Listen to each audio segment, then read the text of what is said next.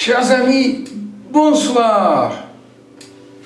Avec cette magnifique musique de Bach, j'espère que vous l'entendez, et après une journée de réflexion, de travail, dans mes recherches, j'ai constaté que en France, on est allergique à tout ce qui est spirituel. Comme si les Français n'avaient pas d'esprit. Et d'une façon vraiment quasi arrogante, dès que vous vous adressez à un Français pour lui parler de l'esprit, ou de la spiritualité, de la divinité, franchement, il se détourne. Moi qui ai étudié aux États-Unis, et même à l'école élémentaire, j'étais dans une école protestante, américaine, je suis vraiment étonné. Que faire? Voici vraiment ma conviction. Si on regarde bien l'être humain, on voit que dans le sang, il y a du fer, n'est-ce pas? Le sang est rouge parce qu'il a du fer. Donc le sang contient bien sûr d'autres éléments, ressemble presque à un liquide de batterie de voiture, grosso modo, d'une façon caricaturale, n'est-ce pas?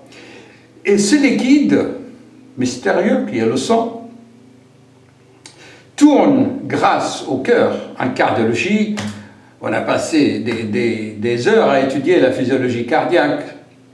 Donc, ce sang tourne dans un champ magnétique. C'est le champ magnétique terrestre. Ce qui nous entoure, c'est le même champ qui fait dévier l'aiguille d'une boussole, n'est-ce pas? Et à son tour, elle crée d'autres champs. Et dans ce champ, si vous avez regardé mes vidéos, il y a une concentration au niveau du plexus solaire. Et c'est à ce niveau-là se trouve un noyau que les religions appellent l'esprit ou l'âme, que moi personnellement j'appelle le noyau électromagnétique qui contient la conscience. Voilà, c'est quoi la conscience? La conscience est tout d'abord immatérielle.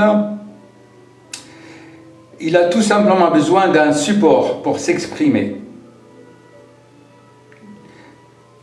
La conscience chez l'être humain, dans la journée, s'exprime dans le cortex cérébral, notamment antérieur, et pendant la nuit, le cerveau s'endort. Il reste bien sûr les vestiges de l'activité de la journée. Et la conscience nocturne s'exprime au niveau du cervelet. La structure anatomo-histologique n'est pas la même au niveau du cervelet et du cerveau. Il faut vraiment aller pousser vraiment les études et les observations pour vérifier donc et prendre connaissance de tout cela. Ce que je dis est véridique, vraiment éprouvé. Donc,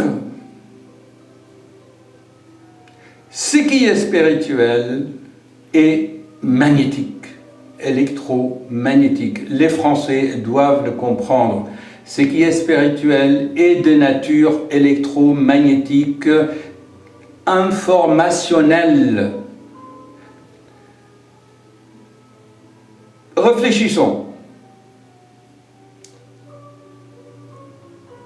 Cette information, comme je l'ai expliqué souvent dans mes vidéos, a besoin d'un support matériel pour s'exprimer.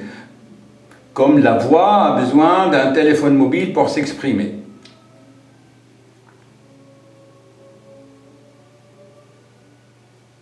Donc, est-ce que je suis vraiment clair, quoique je vais faire plein d'autres vidéos? Aujourd'hui, l'idée à vous faire vraiment passer, c'est que les religions, il y a des milliers d'années, il y a 2000 ans, Jésus, puisqu'on est dans la période de Noël, à l'époque, on ne connaissait pas l'électromagnétique, la lumière, les photons, les électrons, alors on appelait tout ça esprit. Voilà. J'espère que je me suis fait comprendre. Et si vous suivez bien mes vidéos, vous allez petit à petit trouver vraiment les liens pour comprendre tout cela. Je vous parlerai comment ce champ électromagnétique crée des potentiels.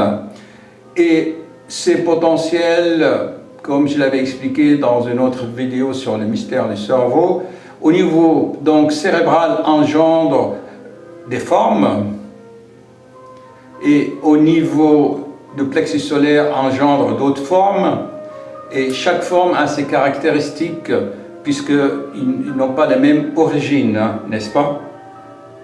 Donc ce qu'il faut savoir, c'est que l'être humain est responsable de ce qu'il crée, de ce qu'il pense. Si vous pensez à une chose, vous créez une forme grâce au potentiel que vous engendrez au niveau de l'électrochimie cérébrale.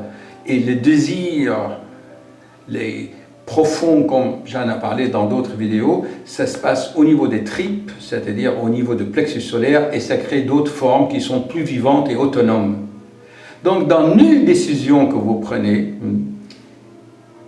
il y a toujours, dans toutes les décisions, je veux dire, il y a toujours un élément étranger.